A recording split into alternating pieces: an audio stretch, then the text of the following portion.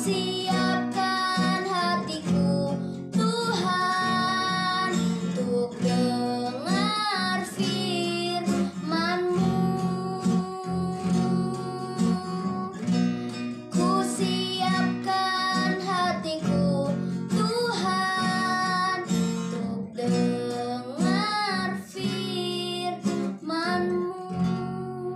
Salam, selamat malam Bible Reading Journey Family. Bertemu kembali dengan saya Denok untuk melanjutkan pembacaan firman Tuhan.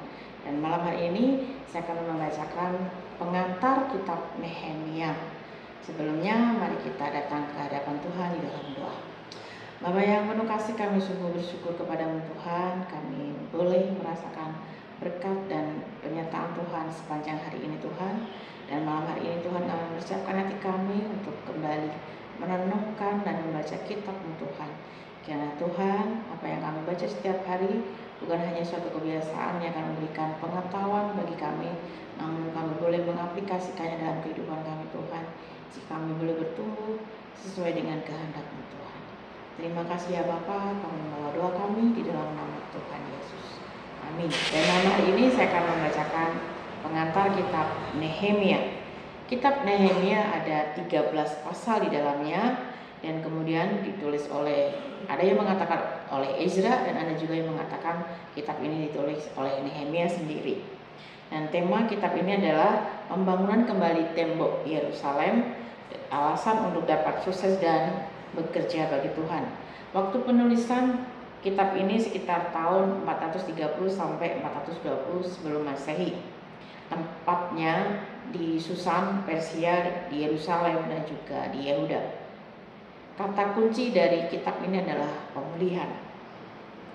Latar belakang kitab ini, sejarah perjanjian lama diakhiri dengan kitab Nehemia, ketika seorang buangan Yahudi diizinkan kembali ke negeri mereka setelah pembuangan di Babel dan Persia.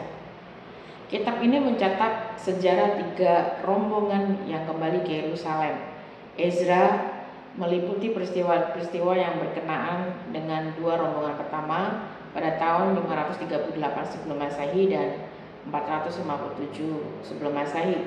Dan Nehemia mencatat aneka peristiwa selama kembalinya rombongan ketiga, yaitu tahun 444 sebelum Masehi. Sedangkan fokus kitab Ezra adalah pembangunan kembali kitab suci, bait suci. Maka fokus kitab Nehemia adalah pembangunan kembali tembok Yerusalem. Kedua kitab ini menekankan pentingnya pemulihan rohani dan komitmen kepada Allah dan firman-Nya. Nehemia yang hidup sejaman dengan Ezra melayani sebagai juru minuman atas sastra pertama, yaitu Raja Persia, ketika ia menerima kabar bahwa orang buangan yang kembali ke Yehuda dari Babel dan Persia sedang dalam kesulitan dan tembok Yerusalem masih berupa puing. Setelah mendoakan keadaan Yerusalem, Nehemia diberi kuasa oleh Raja Artasasta untuk pergi ke Yerusalem sebagai gubernur dan membangun kembali tembok-tembok kota. Selaku pemimpin yang diilhami, ia mengerahkan orang-orang sebangsanya untuk membangun kembali seluruh tembok kota dalam waktu 52 hari saja, sekalipun terjadi pertentangan yang gigih. Nehemia menjadi gubernur selama 12 tahun. Setelah kembali beberapa waktu ke Persia, ia menjadi gubernur Yehuda untuk masa bakti yang kedua. Tujuan kitab Nehemia ditulis yang pertama untuk melengkapi catatan sejarah pasca pembuangan yang diawali oleh kitab Ezra, dan yang kedua untuk menunjukkan apa yang dilakukan Allah demi kaum sisa melalui kepemimpinan yang saleh dari Nehemia dan Ezra selama tahap ketiga dari pemulihan pasca pembuangan.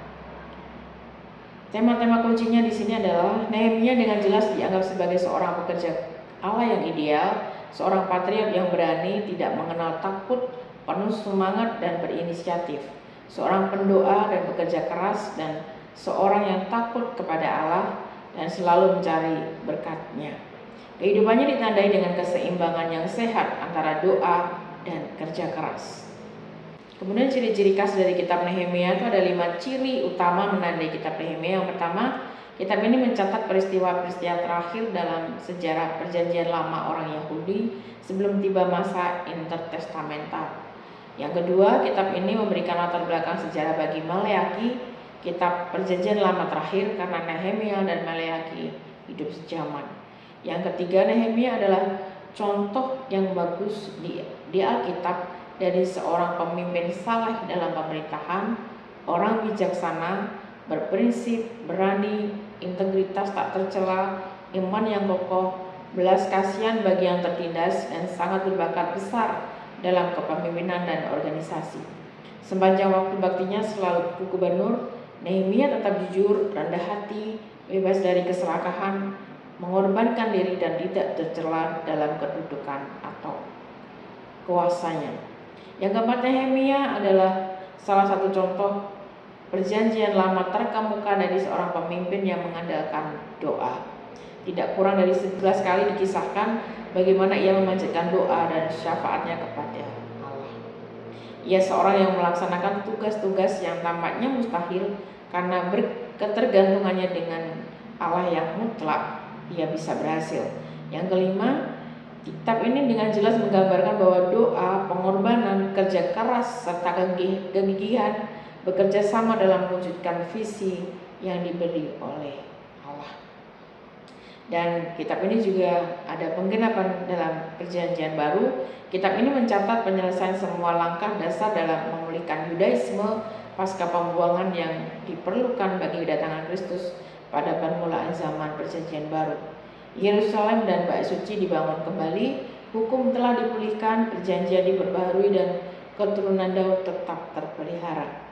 Secara lahiriah, segala sesuatu siap untuk menerima kedatangan Mesias. Zaman Nehemia berakhir dengan harapan kenabian bahwa Tuhan akan segera datang ke Bait-Nya. Perjanjian baru mulai, dan dengan penggenapan penantian ini, pengharapan pasca pembuangan. Demikian pembacaan untuk pengantar kitab Nehemia, kiranya boleh menjadi berkat bagi kita semua.